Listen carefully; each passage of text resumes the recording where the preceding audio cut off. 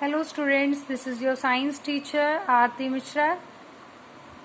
This video is for class 7th and we have also studied about the first lesson physical measurements and its quantities in the earlier videos, and in this video we have to learn the chapter number 2 for class 7. Its name is motion. So we have to discuss the whole topic related to motion. So first we will start motion. But motion, before motion everything is in rest. जब तक वो किसी motion में नहीं आती वो तब तक कैसी पोजीशन में होती है?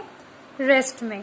So if we look around us we observe that many objects do not appear to move, thus we consider them to be at rest. हम अपने आसपास जितनी भी चीजें देखते हैं अगर वो मूव नहीं कर रही हैं वहां तो हम उसको क्या कंसीडर करते हैं?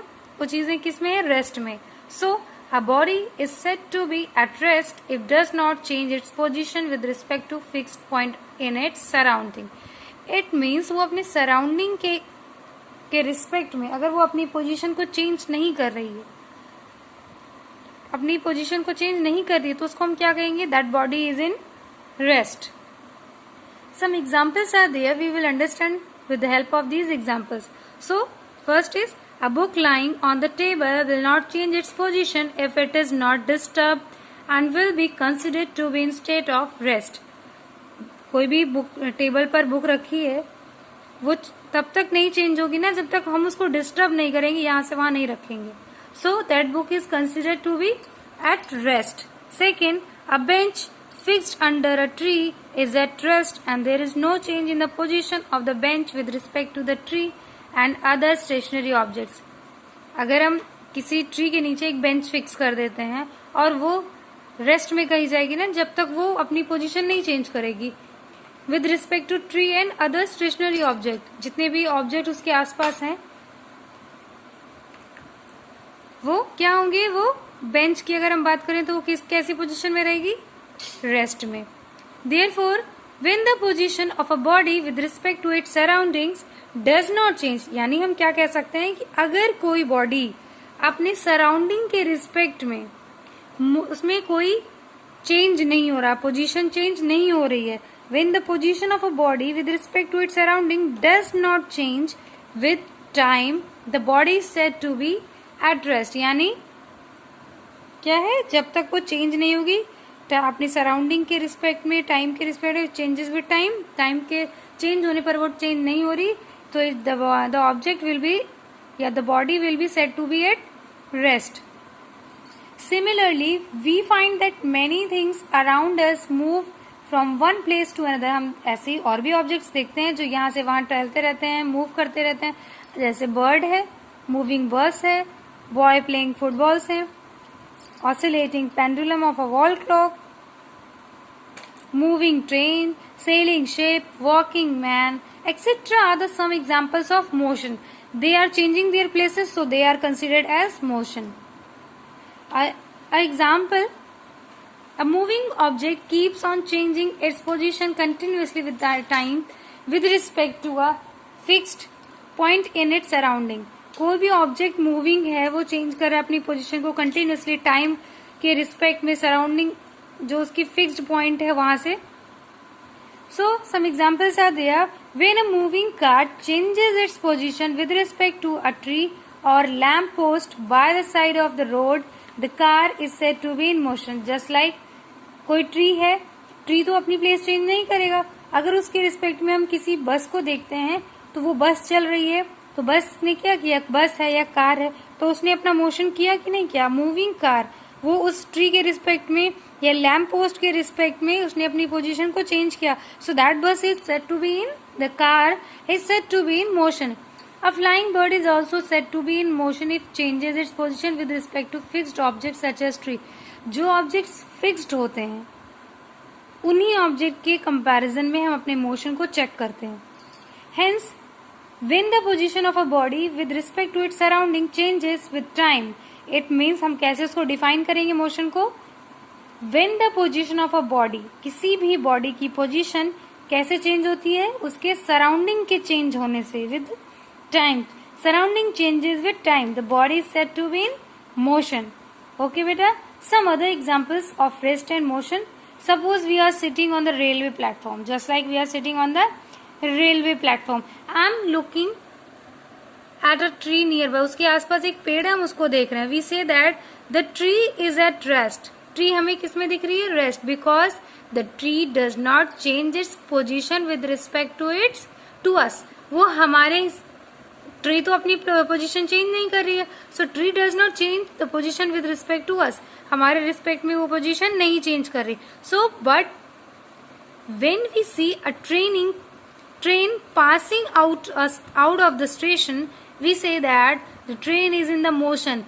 लेकिन अगर हम वहीं बैठे और हमने ट्रेन को देखा तो हम कहेंगे train is in motion because it is continuously changing its position with respect to us. वो हमारे रिस्पेक्ट में अपनी पोजीशन चेंज कर रहा है कि नहीं कर रहा है? यस, कर रहा है. So train is considered as in motion. Yes. Second example है for a passenger sitting inside a moving bus. जो अगर हम किसी पैसेंजर की बात करते हैं जो बैठे हैं किसमें, किसी भी मूविंग बस के अंदर, the driver of the bus is at rest. Driver क्या होगा? The driver of the bus is at rest. Driver किसमें है? रेस्ट में.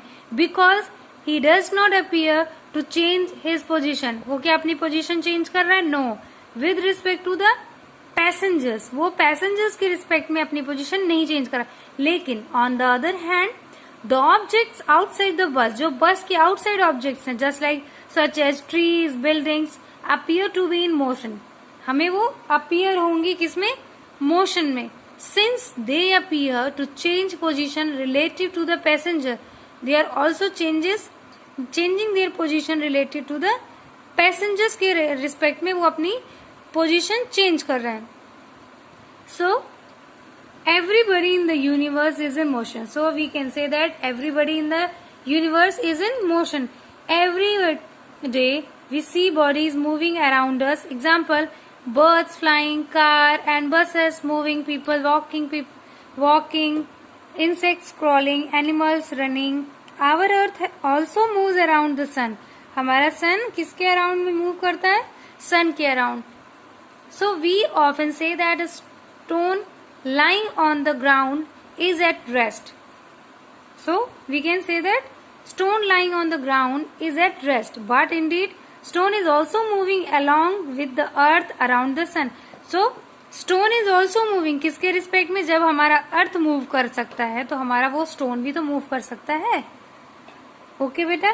सो इस तरीके से किस तरीके से rest and motion are relative. An object can be in motion relative to one set of objects while at rest relative to some other set of objects. कोई भी ऑब्जेक्ट्स हो अगर वो मोशन में है वो किसी अदर ऑब्जेक्ट्स के रेस्ट से रिलेट कर some other set of objects.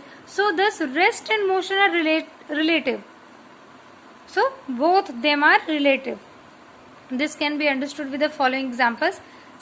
First one is suppose you are sitting in a room. Just like हम किस में बैठे हैं? कमरे में बैठे हैं. You are at rest in relation to all the stationary objects. जितनी स्टेशनरी ऑब्जेक्ट्स रूम में रखी, जस्ट लाइक हमारे अलमीरा पे बुक्स रखी हैं, पेन रखा है, बॉटल्स रखी हैं या कुछ भी रखा है, तो वो स्टेशनरी ऑब्जेक्ट्स हो गए.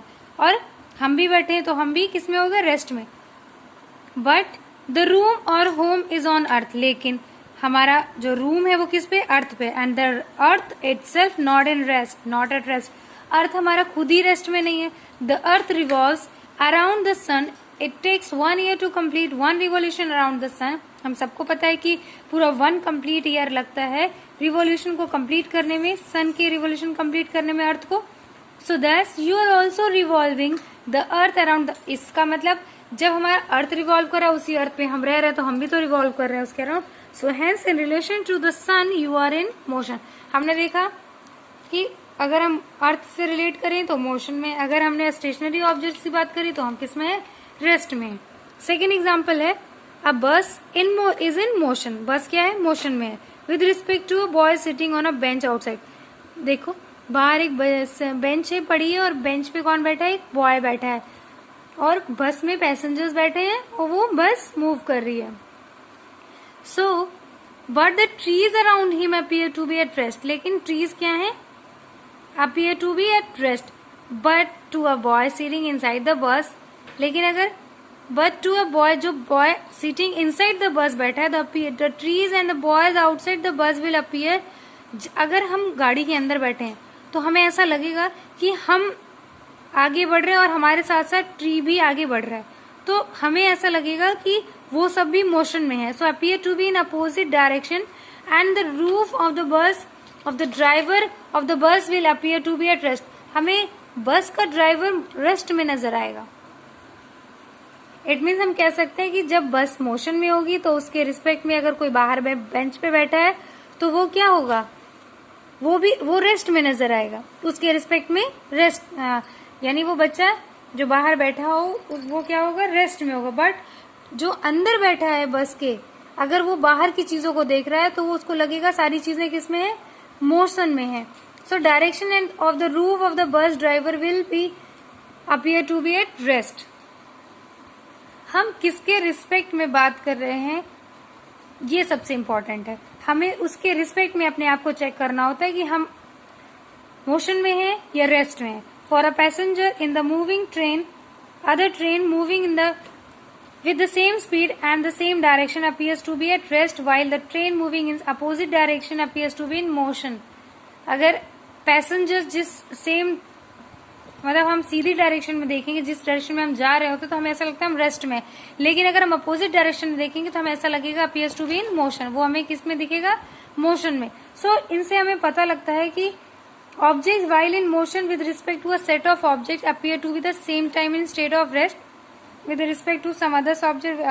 मतलब एक ही टाइम पे हम ऑब्जेक्ट को उसके अलग अलग रिस्पेक्ट के अकॉर्डिंग हम मोशन और रेस्ट में देख सकते हैं.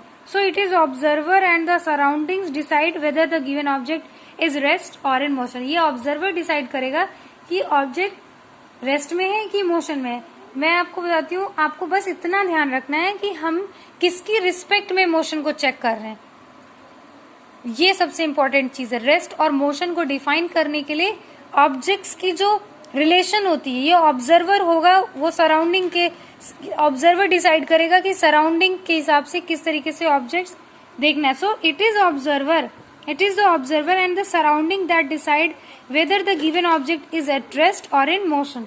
ये ऑब्जर्वर डिसाइड करेगा कि वो रेस्ट में है कि मोशन में है. ओके बेटा, I hope that you will clear the concept of rest and motion, how they are related to each other. So in this video we have to only understand the rest and motion and their relation and how they are related to each other with several examples. So I hope that you will understand. If you have any confusion, you can write in the comment box. Thank you for watching.